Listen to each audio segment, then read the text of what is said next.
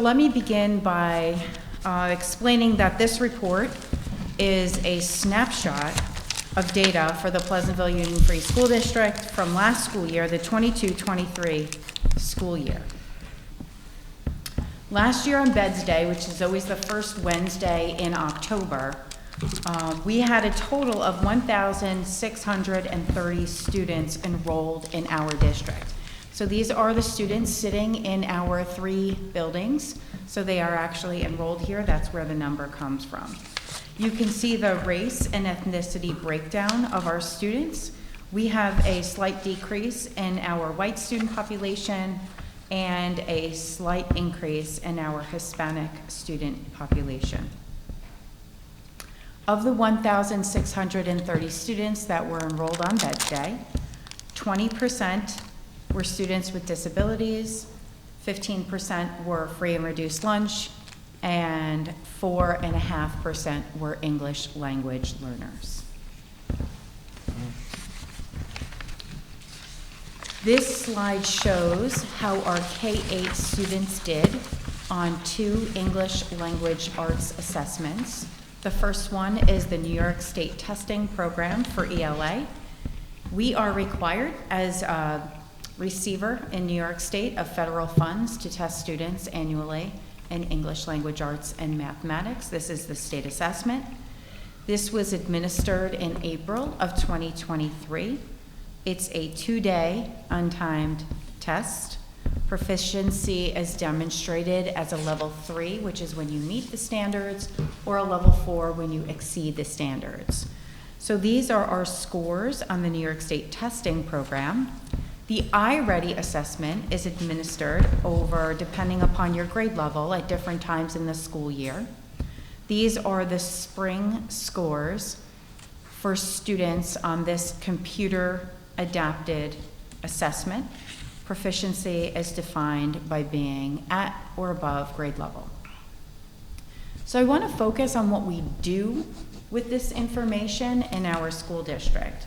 Both the New York State tests as well as the iReady tests are used as part of multiple measures for AIS, which is our Academic Intervention Services.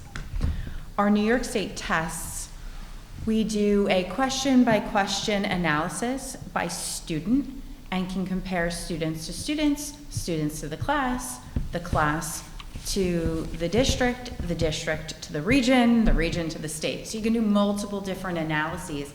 But basically, these are standards-based assessments that allow us to see what skills, what standards and also skills students are meeting proficiency at and where we have needs for improvement in our instruction. We engage in data study based on this data, and through analysis, we can create instructional plans to address any areas in need of improvement. I just want to give a little history lesson on the New York State tests. So in 2020, during COVID, these tests were not administered. In 2021, they were administered to students attending in person.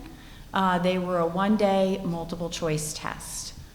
Last year in 2022, not last year, the year prior, it was a 2-day untimed test, much like this format. But this year's, 2023's, sorry, all these 2020s. In 2023 was the first assessment under the new New York State Next Generation English Language Arts assessments. Oh. So it's very difficult to do any sort of longitudinal comparison with this data because you're not comparing apples to apples in the metaphorical sense. In terms of iReady, again, we use this as multiple measures for AIS. It also allows us to identify students' areas of strength and opportunities for improvement, and it's used in instructional purposes, allows us to differentiate content, create different types of groups for different students. This tool also has a teacher toolbox for students that we use for students in AIS.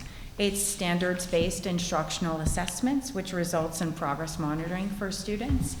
It also comes with instructional licenses that we have access to for students that are well below grade level. It provides not only adapted lessons, but additional practice and instruction opportunities for different types of students. The math slide, I won't repeat everything I just said. Same idea with the New York State testing program, same history. The 2023 was the first administration aligned to the math standards, the New York State Next Generation Math Standards, and iReady shows where our students land. I didn't say previously, but I will say now, our 7th and 8th graders are engaged in final exams, so they do not take the spring administration of iReady.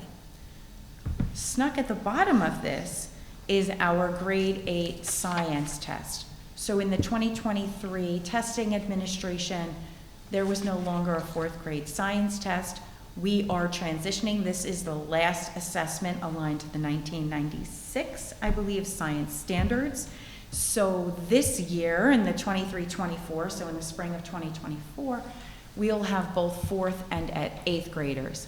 And another interesting tidbit that won't allow for longitudinal analysis as I'm thinking about it is also computer-based testing. So our New York State testing program is moving towards computer-based, so we have grade levels that are adjusting to be able to administer computer-based assessments in the spring of 2024. So even though we'll have standards, we'll have a different administration of the assessments.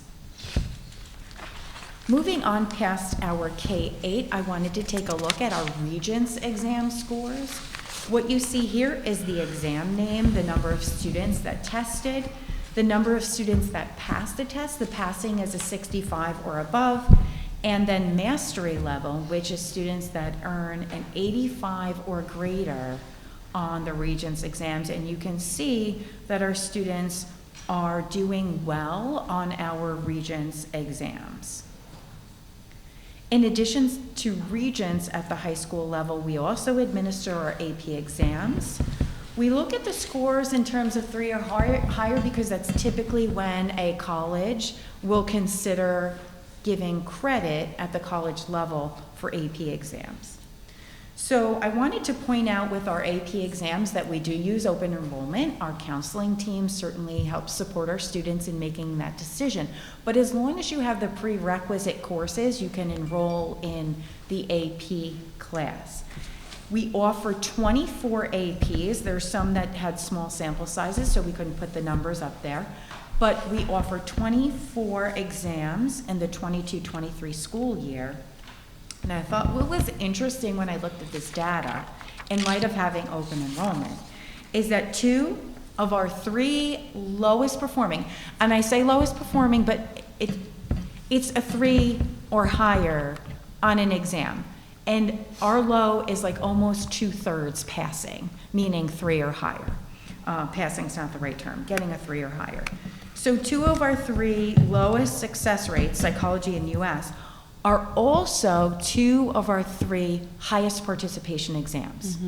So we have a lot of students that we're offering this examination to and giving them the opportunity to take this type of exam, to take this type of coursework in terms of rigor and assessment, and really giving it a try in terms of preparing them for college level work at the high school level, which I think is a notable effort and success rate for Pleasantville. And then our shining star, I just have to point out, is our U.S. government and politics. 94 students took this test, and 76, over 3/4 of them scored a 3 or higher on that. So I feel like I want to take a little bit of a pause and go back to the presentation that we just had and give a little bit of a context, because our district is so much more than these numbers show. Our district is really about that mission and supporting all of our students and achieving those skills. There's nothing simple about our work that we do. It's really called the science and the art, because it is both, of teaching and learning that happens in our classrooms every day.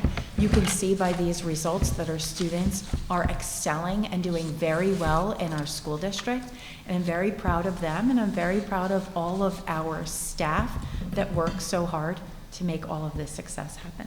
So thank you.